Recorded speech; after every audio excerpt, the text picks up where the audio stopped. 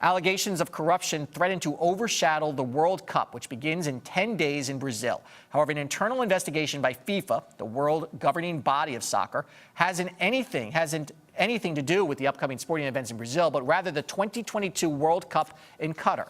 The multi-billion-dollar World Cup bid from the tiny Gulf nation is in question after new allegations of bribery surfaced, bringing calls for the tournament to be moved. Here to talk more about these allegations is Mike Bako, sports managing editor at DailyNational.com.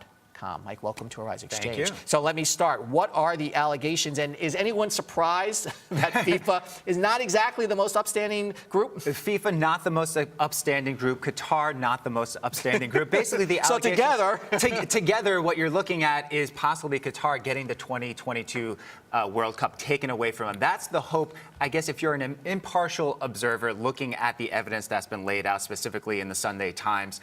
Where we stand right now... Sunday Times of London. Sunday Times of London.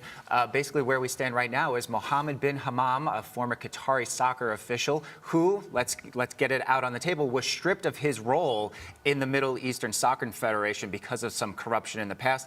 $5 million worth of alleged bribes handed out to voting members. Yeah, and what basically is accused here is the voting members are other countries, correct? Yes. Who then vote on where this went. Exactly. Is there evidence that senior FIFA executives knew about this?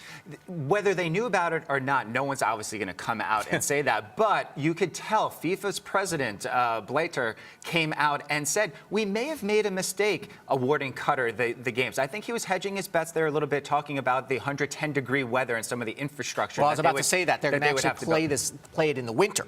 Well, they're thinking about doing that. It's been a situation where when it's that hot and you have to build domes and you have to build so much infrastructure, you're seeing what's happening now in Brazil, trying to build as much infrastructure as they can. Some of those stadiums might not be up to par with what we've had in the past. I'll talk about Brazil in a moment. You mentioned the president of FIFA. He kind of wants to be president for life. He does. He's up in 2015. That's right, and he says he's going to run again, basically, apparently. Is there a chance now that this is going to push him out? I think there are forces inside of FIFA that want to push him out, get some fresh blood in there. But I think there's also members inside of FIFA that don't want him pushing too hard. I think one of the things that he wants to do is not have this stain on his reign. So he may be pushing a little bit harder than a lot of people inside FIFA want. This organization is a mess. It is governing the world's most popular sport, so it's getting away with a lot. But now, there's allegations that the exhibition games were rigged or thrown to help the standings. Where's that going?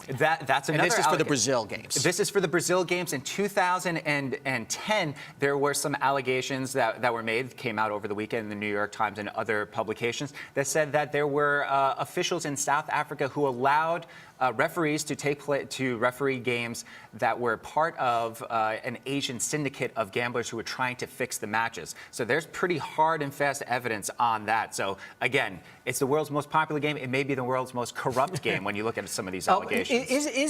Do they get away with this because the Americans don't have much authority here and power here, because we just don't have very strong teams, and as such, sort of the oversight that we would give maybe isn't there? I think there's some of that, and I think FIFA likes thumbing their nose at the U.S. The U.S. came in second in 2022 to Qatar, and they have some hope that if it gets stripped from them, that they may come in and take over the games there. But I think that they like thumbing their nose at the U.S. We haven't had very competitive teams. We'll see what happens this year. As far as Brazil goes, how are these games going to play out? The FIFA president is now criticizing people for protesting on the streets. I mean, he's sounding like, the Syrian president.